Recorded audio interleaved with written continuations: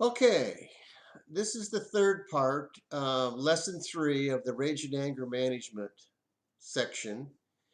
We need to learn to rewrite the past. Learning to rewrite the past can sometimes take a lot of concentration, focus, and effort because we have to be able to look at the past objectively without all the emotional charges that are involved. We kind of have to just look at the past like we're sitting in the audience and we're looking at a screen, and on that screen it plays out what happened. So when we look at our past and we look at what we have done, we tend to judge what we have done. We say to ourselves, boy, that was stupid, or that was dumb, or that was hurtful. But we can't do that because we're mixing apples and oranges. We cannot take what we know today and judge the past. We need to remember that we did what we did was based on the information that we had at the time, based on the information that we had, and we acted on it in our best interest at that time. And we didn't have any other information to go on. So when we reframe what we have done, we can see not only the fact that we had failures, but that we really need to find out what is the lesson in this failure? What is the lesson in this regret? What is the lesson in what we had done in the past now that we are more educated?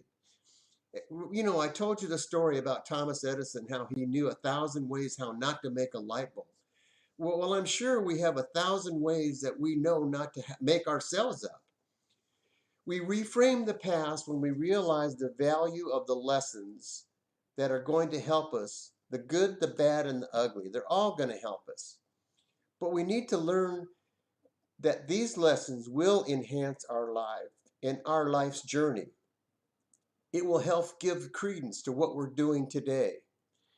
It will help us be empathetic towards others. It will help us to understand others. It will help to be more gentle on ourselves because of what we've been through. Because of those experiences, some were hurtful, not only perpetrated on you, but also perpetrated on others. It gives you the opposite of all the positive things in life. So if we've never experienced real sadness and hurt and pain, we can't know the value of the joy that we're experiencing today. So we need to get grateful for our lessons. Now that we've become wiser and smarter and more at peace in our life's journey, these are important lessons. They enrich our lives, and they allow us to get grateful. When we see our life lessons for what they are, we can see how they can help us with our journey today. We can see how it can better us. As we become grateful for these lessons, we begin to understand and how to make sense of them, and not always right away. I know that there are life lessons that we have had that we've learned, but we didn't get it right away. It comes with time. When we're ready to receive the lesson, it'll be there for us. As they talked about, when you're ready to learn something, your master will show up. So we're not going to judge them here. Now, I know it's a far stretch, and somewhere out there, there's some thinking that has to transpire. Okay, so it's not a far stretch for us to think that we could use this somewhere else. It's not a far stretch to think that maybe we could use this in another world, or that we have used it in another world. Carolyn Mace has a wonderful book out called Sacred Contracts. And in her book, she talks about how maybe we'd gotten together with our spirit guides and our guardian angels before we came down on this earth plane that we're on now. And they took our record book from the Akashic Records and pulled it out, and they're great big huge books, by the way, and opened it up, and they looked at, okay, this is what I think, this is what you've learned so far in these other lives. And I think this might be a good thing that you might want to learn in this new life that you're coming down here on. Well, I don't know if any of this is true or not, but what she says is that we make this plan and these commitments to make, to do what we're going to do, but we don't remember what they are when we're born. So that's what the journey's about, is figuring out what our commitments are. And God bless the people on the other side that fulfilled their part of it, because they were supposed to perpetrate hurt on somebody, and it happened to be you.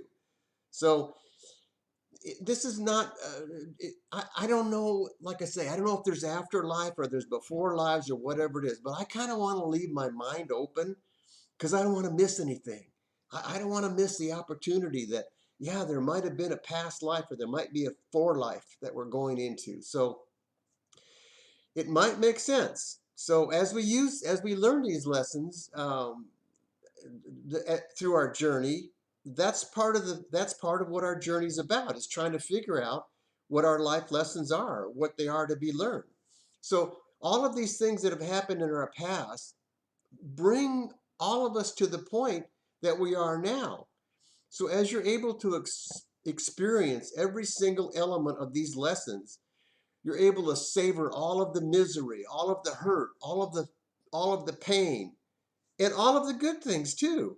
So we need to get grateful, and I mean this in a sincere way. You need to get grateful, even if there's no lives coming up in the future, and even if there was no past lives, we still need to get grateful for the the things that we've experienced in our past.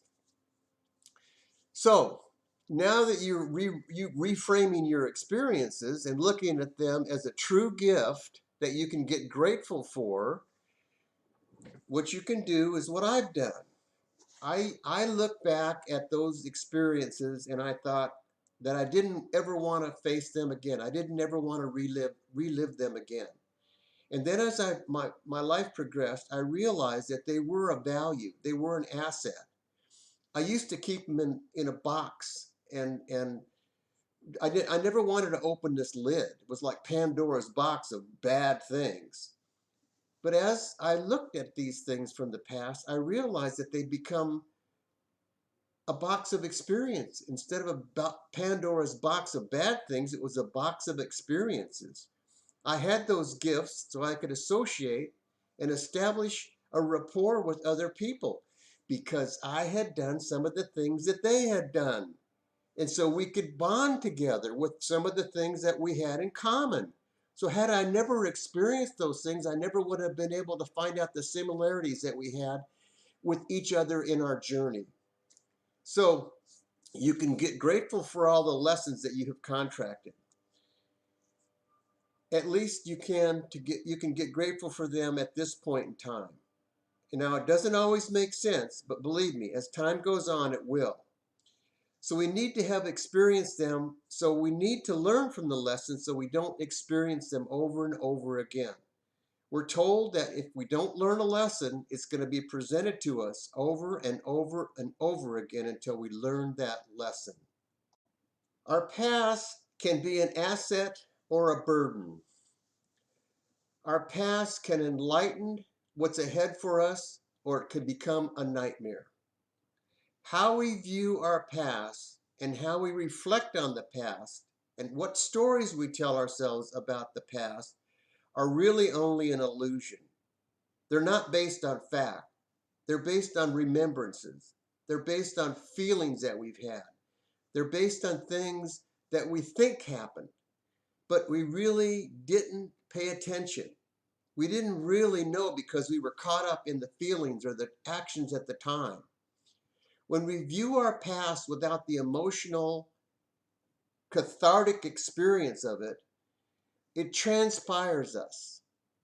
Where it took place and how we experience it now becomes factual. And that's where the TAP protocol can come in. Because as we are in the pose, looking at things that have happened in the past, the trauma and drama, it's like we're in the audience of a movie theater and we view what's happening on the screen without all the emotional baggage that comes with it. We see what happened factually.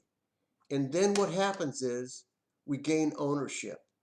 And when we gain ownership, that means it becomes ours. We can do with it as we please. So as we become good observers and step back in our lives and look at these things, we begin to understand just what took place. We begin to understand what part we played in it, of the hurt, the pain, and the misery. We begin to see our role in this drama. Then we can begin to change for the good. As we know, we cannot continue on the same pattern that we have been going on, because it has caused us a lot of grief and a lot of hurt and a lot of pain on a daily basis. That's how these things happen when we get upset. That's how these things happen when your spouse says something and it triggers something that happened years ago or months ago or yesterday. It brings back all that emotional charge, and that's why we flip our lids and do these kind of things. It's because of what has happened in the past has never been put to rest. And now we're going to learn how to do that. As we know, we cannot continue with the same patterns that we had in the past. They were self-destructive and they were hurtful, and they caused a lot of pain and misery. They kept us up at night. They kept us up during the daytime. They kept us worried. They had that loop going around. We are going to get on with getting on. That's what it's about. It's about recapturing your power. Once you have your power, by letting go of the past and reframing it, then you're able to go ahead and start to plan your future. So life is too short to spend on the funk of the past. It's too short to be held in a rut. Life is too short to be boxed in. It's not fair to ourselves to have gone through so much hurt, pain, and misery and not learned the lessons from it. What a waste. In short, our lives can be changed once we change the past. And I want to thank you for watching. And if you have any questions, there's a website that you can go to and contact me. So, bye for now.